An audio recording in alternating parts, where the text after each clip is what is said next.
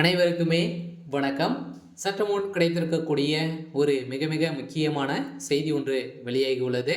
சற்று முன் புழல் சிறையில் குற்றவாளி மரணம், உதயநிதி ஸ்டாலின் கைது, இது மாதிரி பார்த்தீங்கன்னா செய்திகள் வெளியே இருக்குது. ஸோ ஏற்கனவே குற்றவாளியாக அண்ணா பல்கலைக்கழகத்தில் நடந்த மாணவி பாலியல் வன்கொடுமை கைதியாக கைது செய்யப்பட்டிருக்கக்கூடிய ஞானசாகர் அவர்கள் பார்த்தீங்கன்னா புழல் சிறையிலிருந்து அடைக்கப்பட்டு இருக்கார் இல்லையா. ஸோ அவருக்கு பார்த்தீங்கன்னா குண்டால் கேஸ் பயந்திருக்கக்கூடிய நிலையில் இவருடைய வழக்கில் திடீர்னு பார்த்தீங்கன்னா மர்ம நபர்களால் புழல் சிறையில் திடீர்னு பார்த்தீங்கன்னா அவருடைய உடல்நிலை குறைவால் திடீர்னு மரணம் அடைந்திருக்கிறதாக ஒரு செய்தி வெளியே இருக்குது. ஸோ அதனால் இதற்கு உறுதுணையாக இருந்த உதயநிதி ஸ்டாலின் அவர்களுக்கு இதற்கு தொடர்பு இருக்குது அப்படின்ற மாதிரி தான் இப்போ வெளியேறக்கூடிய செய்தியால் உதயநிதி ஸ்டாலின் அவர்களும் இதற்கு கைது செய்யப்பட்டிருக்காரு. ஸோ அதனால் ஏற்கனவே இந்த பாலியல் விவகாரத்தில் உதயநிதி ஸ்டாலின் அவர்களுடைய பேரும் அடிப்படை இருந்தது இல்லையா. ஸோ இதன் அடிப்படையில் தான் இப்போ உதயநிதி ஸ்டாலின் அவர்களுக்கும் இதில் தொடர்பு இருக்கலாம் அப்படின்ற மாதிரி தான் இப்போ போலீஸார் விசாரணை பார்த்தீங்கன்னா தெரிய வந்திருக்கு.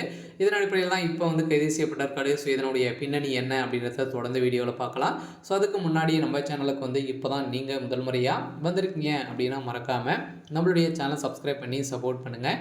ஸோ வாங்க வீடியோக்குள்ளே போகலாம். ஸோ பார்த்தீங்கன்னா ஏற்கனவே பாலியல் வன்கொடுமை ஆளாக்கும் பெண்களின் அடிப்படையிலான வெளிவந்தக்கூடாது என சட்டங்கள் இருந்திருந்த நிலையிலும் ஞானசாகர் அவர்கள் பார்த்தீங்கன்னா நிறைய மாணவிகளை பார்த்தீங்கன்னா வாழ்க்கையை சீர்குலைத்திருக்கக்கூடிய நிலையை செஞ்சுருக்காரு. ஸோ அதனால் இதுக்கு உறுதுணையாக திமுக அரசும் செயல்பட்டு இருக்குது அப்படின்ற மாதிரி தான் இப்போ வெளியேந்திருக்கக்கூடிய தகவலாலும் பார்த்தீங்கன்னா உண்மை நிலவரத்தால் இப்போ திமுக தலைமையகத்துக்கே ஒரு மிகப்பெரிய இடியாக தான் விழுந்திருக்கு.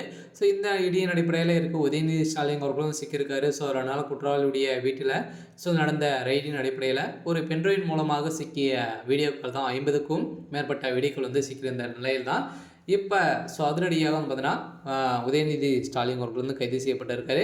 இதற்கு அந்த சார் பார்த்தீங்கன்னா உதயநிதியுடைய திமுகவுடைய முக்கிய அமைச்சராக இருக்கக்கூடிய சுப்பிரமணியன் அவர்கள் தான் இதற்கு உறுதுணையாக அனைத்து அமைச்சர்களுக்கும் பார்த்தீங்கன்னா இது மாதிரி பெண்களை ஏமாற்றி இது மாதிரி செய்திருக்கக்கூடிய நிலையில் ஈடுபட்டு இருக்காங்க. ஸோ இந்த வீடியோக்கள் அனைத்துமே குற்றவாளி ஞானசாகர் அவர்கள் பார்த்தீங்கன்னா சேவ் பண்ணி வச்சுருந்த நிலையில் தான் இப்போ அவர் தப்பிக்கக்கூடிய நிலைக்கு போயிருக்காரு. ஸோ அதனால் அண்ணாமலை பல்கலைக்கழக மாணவி பாலியல் வன்கொடுமை வழக்கில் தொழில்நுட்ப பிரச்சனையால் முதல் தகவல் அறிக்கை கசிந்திருக்கலாம் என தேசிய தகவல் மலை பார்த்தீங்கன்னா இமெயில் மூலமாக தெரிவித்திருந்தது.